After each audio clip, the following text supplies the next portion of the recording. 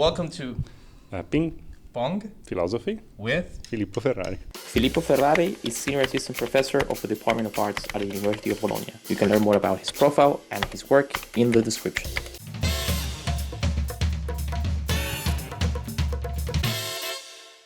Thank you for being here, Filippo. We're going to start with what is a philosophical position or idea you wish it were true, but in your view, it is not? Okay, so one idea could be dualism in the philosophy of mind. So there is good evidence that it might be false, sort of evidence from empirical sciences and cognitive psychology, and also very good philosophical arguments that it's problematic, but it would be sort of very interesting if it were true because of kind of some sort of supernatural elements of our cognition or our constitution, and that would be quite cool. All right, but so now I wanted to ask, what is something that you recently changed your mind on?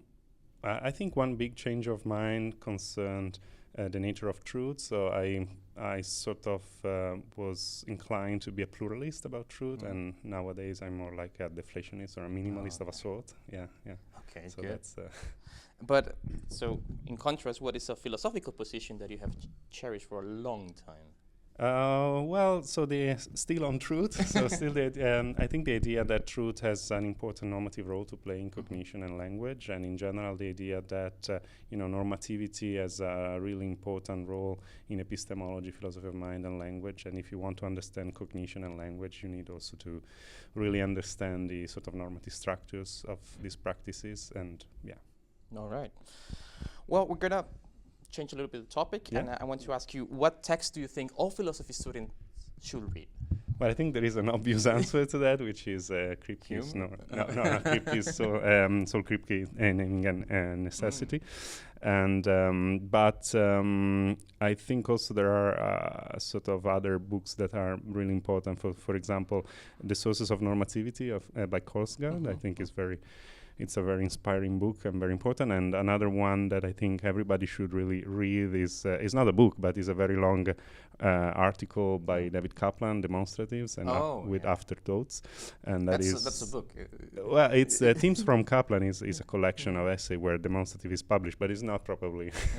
But it's like 70 pages. Yeah, is it more than 80? Yeah, I think it's more than 80. Yeah. Okay, and who is your favorite living philosopher?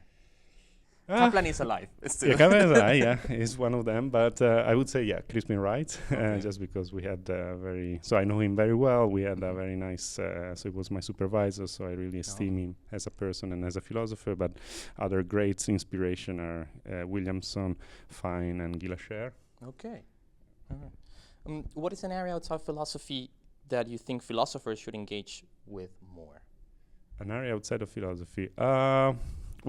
All sciences, really. Okay, I think, all sciences, and probably nowadays I think it would be very worthwhile sort of engaging more with the cognitive psychologists and the computer scientists about the new technology, digital technology like artificial intelligence, so try to understand exactly what the impact of this new technology is on human beings, society at large.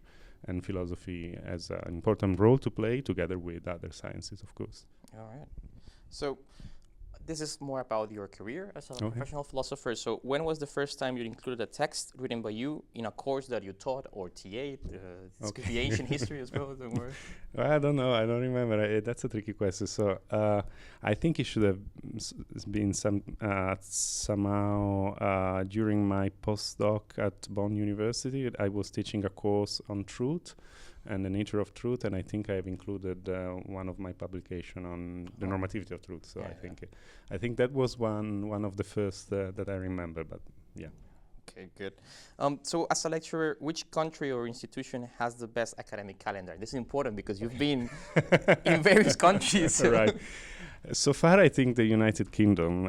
So I've been teaching there in Scotland, in particular, for a while, and I think they have a more relaxed sort of schedule with distinction. I mean, kind of clear terms, and for example, I don't like much in Italy the system, or in Germany they are too compressed. I mean, you have to teach the whole year without really substantive breaks, except a long break in the summer, especially in Italy, and that might not be very sort of effective for like recharging your batteries and sort of having time for research as well. Yeah. So. All right. And which institution do you think has the best academic events? Okay. Well, I don't know. Institution in terms of you university? Can say maybe the country where you. Okay, the country. It's this conference in there, so I'll go. I know that the sandwiches will be good. Well, I really enjoy the sort of joint Aristotelian Society and Mind Association kind of meeting, and so the UK certainly has a lot of interesting events, but in general I think there are a lot of fun events all over the world. I mean, I'm not attending very much events in the US, but I'm sure, I mean, the APA are really great events as well, but yeah. All right. So you mentioned that you think there's good empirical evidence to refute dualism. We started with. Can you tell us a little bit about which empirical evidence you think counts as a refutal or disproves dualism? Well, I mean, it's not that there is sort of a straightforward empirical evidence that says that dualism is false, but there is a lot of empirical evidence and very good philosophical argument to the effect that, sort of this kind of separating mind and matter in this kind of strong way might not be reasonable given the evidence that we have and the sort of the way cognition work. There is a lot of work that has been done in cognitive psychology and neuroscience that is sort of reaching the point of better understanding certain processes that were sort of thought to be sort of unexplainable, so to speak, in the past by the sciences.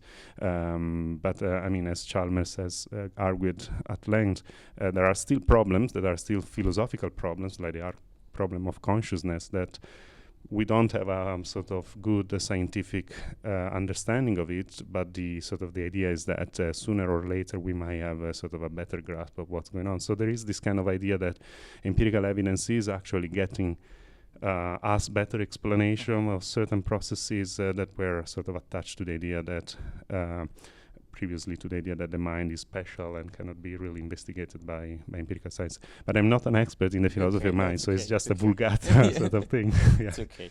And well, this is the last question, okay. And so this we say goodbye. But what do you think of Italian food in Germany? Italian food in Germany. Okay. Well, not great. It's not great. I think there are interesting restaurants, Italian restaurants in Germany that are sort of growing now. But in general, it's not the best experience of culinary experience you can have. So you're glad to be back in Bologna? Yeah, I'm glad to be back in Bologna. At least for that reason, surely it's a great city for food. So. Yeah. Right. Yeah. So this has been Ping Pong Philosophy. Yeah. Thank you for being with us. Thank you. And have a great day. Great. Yeah, thank you. Hello there. I'm Pablo. I'm the host of Ping Pong Philosophy. Thank you for watching or listening until the end. I really hope you enjoyed the episode. Remember that you can like and subscribe to keep updated with everything we do here. Until next time.